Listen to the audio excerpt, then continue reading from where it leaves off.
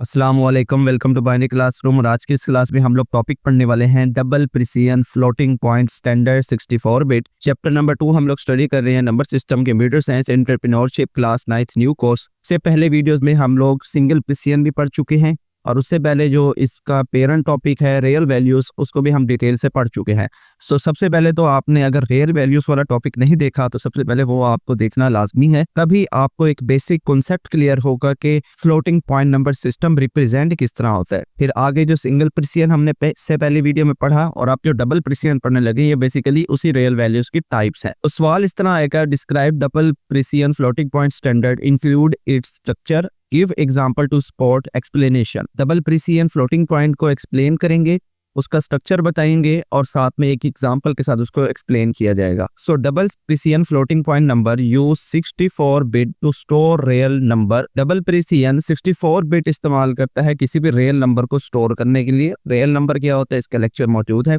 It provides higher precision and a wider range than single precision. इससे पहले जो हम सिंगल प्रिसिजन कहते हैं पढ़ के आ चुके हैं, उसकी निस्बत इसके अंदर ज्यादा प्रिसिजन होता है और जो रेंज होती है नंबर की वो भी ज्यादा होती है। उसके बाद 64 बिट का स्ट्रक्चर इसके अंदर किस तरह से फॉलो किया जाता है वो हम देखते हैं। तो 3 पार्ट्स होते हैं, सेम लाइक जिस तरह सिंगल प्रिसिजन में भी देखे कि एक हमारे पास साइन बिट होती है, एक हमारे पास एक्सपोनेंट होता है और तीसरे नंबर पे हमारे पास मेंटीसा होता है। तो सबसे पहले पढ़ते हैं साइन बिट को। So 1 bit is used for sign bit. एक बिट इस्तेमाल की जाती है एज अ साइन बिट, क्योंकि जो बाइनरी नंबर होता है उसके अंदर साइन नहीं होते, मतलब कि पॉजिटिव नेगेटिव इस तरह की चीजें नहीं होती। तो अगर आपको पॉजिटिव नंबर रिप्रेजेंट करना है तो उसके लिए भी आपको 0 या 1 में से एक डिजिट इस्तेमाल करना पड़ता है, नेगेटिव के लिए भी। ठीक है, तो the sign bit 0 indicate the number is positive.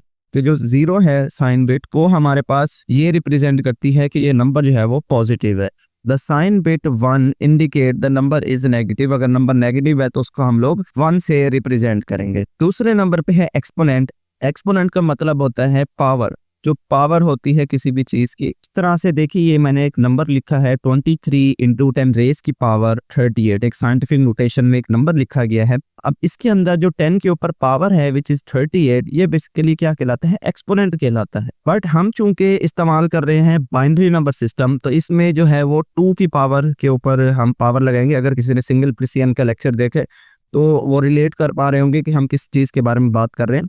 खैर, इस लेक्चर में भी मैं एक एक चीज उसके बारे में समझाऊंगा, क्योंकि सेम ही एक्सपोनेंट वाली चीज यहाँ पर भी मौजूद है, वहां पर भी मौजूद थी। अच्छा, जो मेन बात ये है कि एक्सपोनेंट हमारे पास 11 बिट्स का होगा, मतलब कि जो आपका एक्सपोनेंट होगी यानी कि पावर होगी, इस पावर के अंदर जो भी वैल्यू होगी वो हमें पता है कि बाइनरी में लिखी जाएगी, तो उस बाइनरी के जो डिजिट्स होंगे वो 11 होने चाहिए।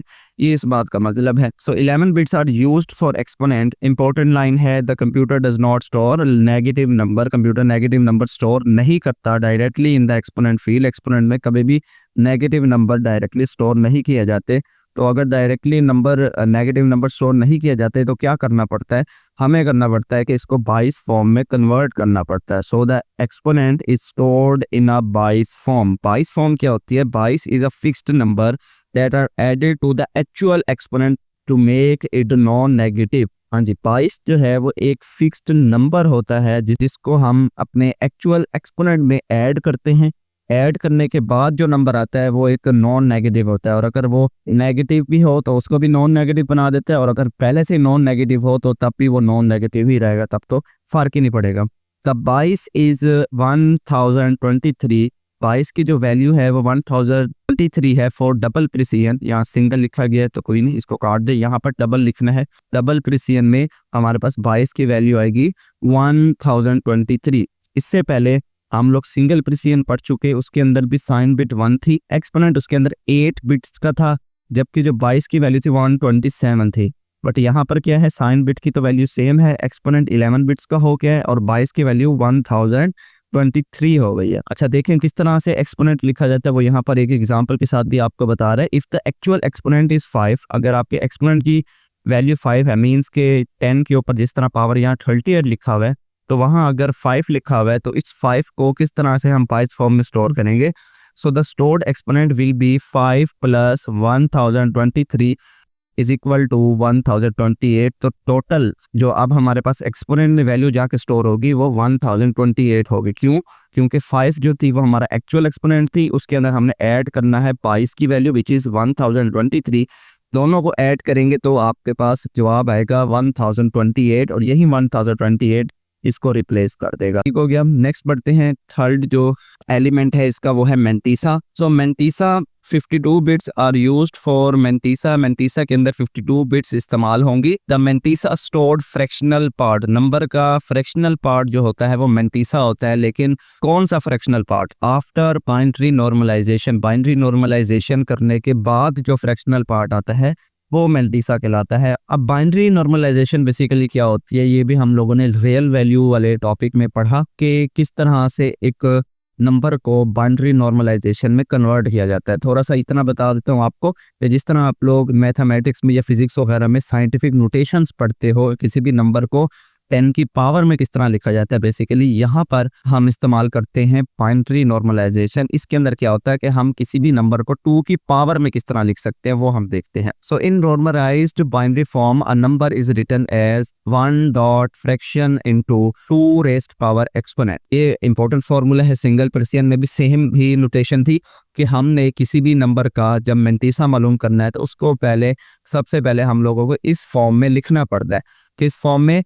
1 लाजमी आना चाहिए शुरू में, उसके बाद डेसिमल पॉइंट हो, डेसिमल पॉइंट के बाद फ्रैक्शन हो, फ्रैक्शन में कोई भी नंबर आ सकता है लेकिन होना चाहिए बाइनरी 0 1 0 इस तरह से, और इनटू 2 रेज़ की पावर एक्सपोनेंट, और एक्सपोनेंट में भी कोई भी वैल्यू आ सकती है। तो जब भी हमारे पास कोई सवाल आएगा हमें उसको इस फॉर्म में कन्वर्ट करना पड़ेगा। तो इस फॉर्मूले को, इस नोटेशन को अपनी बुक्स पे लिख ले या फिर अपने पास जो भी आप नोट्स बना रहे हैं उसमें लाजमी लिख लें। The one before point is always assumed not stored. इस लाइन में कह रहा है कि ये जो फ्रैक्शन से पहले आपको 1 दिख रहा है ये मेमोरी में स्टोर नहीं होता, इसका हमारे सवाल से कोई ताल्लुक नहीं होता। फ्रैक्शन वाली जो पार्ट होती है वो इस्तेमाल होती है और जो एक्सपोनेंट वाली पार्ट होती है वो इस्तेमाल होती है। इसके अलावा इस नोटेशन में से और कोई भी चीज़ हमारे जवाब में नहीं लिखी जाती। तो यही बात वो यहाँ पर बेसिकली बताना चाह रहे हैं। और यहाँ पर भी वैसे देखें तो उसने लिखा भी हुआ है कि ये मेंटीसा जो है वो फ्रैक्शनल पार्ट होता है। तो इट मीन कि यहाँ पर जो भी वैल्यू होगी वो एज अ मेंटीसा कंसीडर होगी। For example if the actual value is 1.0111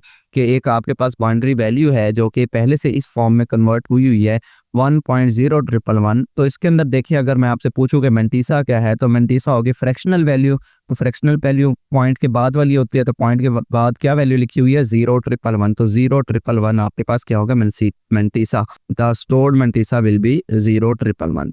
तो इस तरह से आप लोगों ने ये चीज़ें फाइंड आउट करनी है। अब देखते हैं इसकी एक एग्जाम्पल कि किस तरह से आपको अगर सवाल दिया जाए तो आप सॉल्व करेंगे उसको, यानी कि कन्वर्ट करेंगे 64 बिट में डबल प्रिसिजन में। तो सवाल आपको इस तरह से वैल्यू दी जाएगी 5.75 और पूछा जाएगा कि आप इसको कन्वर्ट करें कि डबल प्रिसिजन नोटेशन में। तो किस तरह करेंगे? पहला स्टेप सेम वही स्टेप है सिंगल प्रिसिजन वाले, बस यहाँ पर रेंज का थोड़ा डिफरेंट आएगा। पहला स्टेप है जी कन्वर्टिंग टू बाइनरी। आपने अपने नंबर को बाइनरी में कन्वर्ट करना है। तो बाइनरी में किस तरह कन्वर्ट करेंगे उसका भी लेक्चर मौजूद है। डेसिमल फ्रैक्शन टू बाइनरी के नाम से लेक्चर होगा प्लेलिस्ट में, वहां पर मैंने आपको इसी तरह की एग्जांपल सॉल्व करके बताई है कि एक अगर डेसिमल फ्रैक्शन वाला नंबर हो उसको आप बाइनरी में किस तरह से कन्वर्ट करते हैं। सो यहाँ पर डायरेक्टली मैंने उसका आंसर लिखा हुआ है, आप उस मेथड से इसको सॉल्व करेंगे मैन्युअली। सो 5.75 को जब आप बाइनरी में कन्वर्ट करेंगे तो आपके पास ये आंसर आएगा 101.11। तो ये आंसर आप लोगों ने अपने पास महफूज रखना है। दूसरे स्टेप पे जाएंगे, इसी बाइनरी नंबर को नॉर्मलाइज्ड करेंगे। नॉर्मलाइज्ड का मतलब क्या होता है कि आपने जो ये नोटेशन पड़ी थी जिसके अंदर मैंने आपको कहा कि 1 पॉइंट फ्रैक्शन इनटू 2 रेज़ की पावर एक्सपोनेंट, तो इस चीज़ में बेसिकली आपने अपने इस बाइनरी नंबर को कन्वर्ट करना है। तो कैसे करेंगे? आपके पास पॉइंट इस वक्त यहाँ है लेकिन आपको 1 यहाँ पर दिख रहा है, तो आप क्या करेंगे इस पॉइंट को शिफ्ट कर देंगे इस 1 से पहले। तो इस 1 से पहले जब आप पॉइंट को शिफ्ट करेंगे तो आपके पास नंबर कुछ ऐसा दिखाई देगा 1.0111। अब क्योंकि आपने पॉइंट को शिफ्ट किया है 2 डिजिट्स पहले 1 और 2, यानी कि लेफ्ट साइड के ऊपर आप लोगों ने अपने डेसिमल पॉइंट को 2 डिजिट मूव करवाया है। तो जब भी डेसिमल पॉइंट लेफ्ट साइड की तरफ मूव होता है तो उसकी पावर जो है वो पॉजिटिव पावर लगाई जाती है। और कौन सी बेस में लगाई जाएगी? 2 की बेस में, क्योंकि हमारा जो नंबर है वो बाइनरी नंबर है। तो कुछ इस तरह से आपकी नॉर्मल फॉर्म आ जाएगी 1.0111 इंटू 2 रेज़ की पावर 2। ठीक है, अब यहाँ तक हो गया आपका सवाल मुकम्मल। अब आपने लिखना होता है जवाब, लेकिन जवाब कैसे लिखेंगे उसके लिए जो अभी हम इतनी बड़ी तफसील पढ़ के आए कि इसके अंदर साइन बिट को अलग करना है, एक्सपोनेंट को और मेंटीसा को, तो वो हम चीज़ मालूम करेंगे। हमें पता है कि साइन बिट जो है वो 1 बिट लेती है। नंबर को अगर आप देखेंगे तो नंबर एक पॉजिटिव नंबर है, तो पॉजिटिव नंबर के लिए साइन बिट क्या होती है? 0। तो मुझे साइन बिट में 0 लिख देना है। एक्सपोनेंट के ऊपर आएंगे तो ये भी हमने अभी डेफिनेशन में पढ़ा कि एक्सपोनेंट कितनी बिट्स लेता है? 11। तो 11 बिट लेता है, लेकिन एक्सपोनेंट को लिखा कैसे जाता है कि जो भी आपके पास एक्सपोनेंट आया है उसके अंदर आपने 22 की वैल्यू ऐड करनी होती है। तो एक्सपोनेंट मेरे पास क्या वैल्यू आई है? 2। तो 2 में मुझे 22 की वैल्यू ऐड करनी पड़ेगी, विच इज़ 1023। दोनों को ऐड करेंगे 1025 आंसर आएगा। अब यही 1025 को आप लोगों ने बाइनरी में कन्वर्ट करना है, तो सिंपल डेसिमल से बाइनरी वाला मेथड इस्तेमाल करेंगे और आपके पास आंसर आ जाएगा ये वाला। अब जब ये आंसर आना है आपने लाजमी से काउंट करना है कि क्या ये 11 डिजिट्स हैं या नहीं है। जैसे ये 1, फिर ये 2, 3, 4, 5, 6, 7, 8, 9, 10 और ये 11। तो 11 डिजिट्स लाजमी होने चाहिए क्योंकि ये 11 बिट्स का डेटा है। 18 नंबर पे हम लोगों को मेंटीसा मालूम करना है जो कि 52 बिट्स का होगा। तो मेंटीसा क्या होता है? अभी हमने डेफिनेशन में भी देखा कि ये एक फ्रैक्शनल पार्ट होता है। जो भी आपने नॉर्मलाइज्ड फॉर्म की है उसका फ्रैक्शनल पार्ट।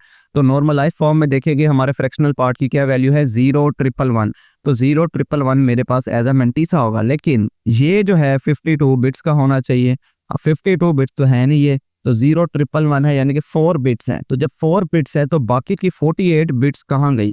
तो बाकी की जो 48 बिट्स है उनको हमने 0 से रिप्लेस कर देना है। अब यहाँ 23 लिखा गया क्योंकि मैंने सिंगल पर्सियन वाली जो मैंने नोट्स बनाए थे उसी को बस कॉपी पेस्ट किया, उसी में एडिट किया था। तो कुछ चीज़ें जो है वो यहाँ रह गई। जैसे पीछे भी एक मिस्टेक निकली थी कि यहाँ पर भी सिंगल पर्सियन लिखा गया था, जबकि उसकी जगह आपने डबल पर्सियन लिखना है। और यहाँ पर भी 23 बिट सिंगल पर्सियन वाला लिखा हुआ है, इसकी जगह आपने 52 लिख देना है। ठीक है, कि इसको 52 बिट बनाने के लिए हमने क्या करना होगा कि इसके अंदर बाकी बचे हुए 0 ऐड करने होंगे। तो 48 मेरे पास स्पेस जो है, डिजिट्स जो हैं, बिट्स जो हैं वो खाली पड़ी होंगी, तो उसकी जगह मुझे सिर्फ 0 ऐड करना है। और 0 राइट साइड की तरफ ऐड करेंगे कि ये देखें जिस तरह से 0,111 मेरा एक्चुअल मेंटीसा था वो मैंने एज इट इज़ लिख दिया। उसके बाद जितनी भी जगह बची थी मैंने उसकी जगह बस 0 लिखता गया, 0 लिखता गया, एंड तक 0 लिखता गया। ठीक हो गया। तो मैंने इसको करेक्ट भी कर लिया क्योंकि यहाँ पर भी मिस्टेक थी। तो ये वाली जो चीज़ थी एक्सपोनेंट जो हमने यहाँ पर मालूम किया था वही सेम वैल्यूज़ हमने यहाँ पर भी लिखनी है। ठीक है, पहले साइन लिख दिया, फिर एक्सपोनेंट लिख दिया।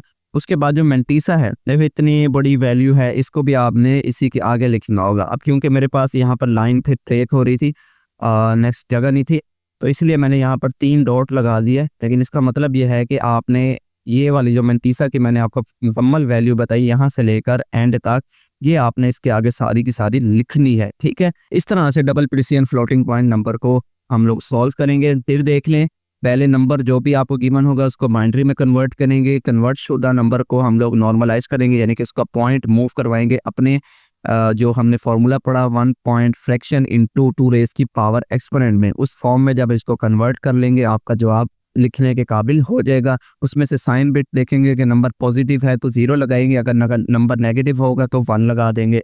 फ्रैक्शनल पार्ट जो है वो हमारा एक्सपोनेंट जो है वो हमारे पास ये वैल्यू होती है जो कि 2 के ऊपर पावर होती है। इसके अंदर 22 की वैल्यू ऐड करेंगे तो हमारे पास जो भी आंसर आएगा उसको बाइनरी में कन्वर्ट करके लिख लेंगे। मेंटीसा जो है वो हमारे पास ये वाला फ्रैक्शनल पार्ट होता है। मेंटीसा को कैलकुलेट करने के लिए हम लोगों को 52 बिट्स मुकम्मल करनी होती हैं।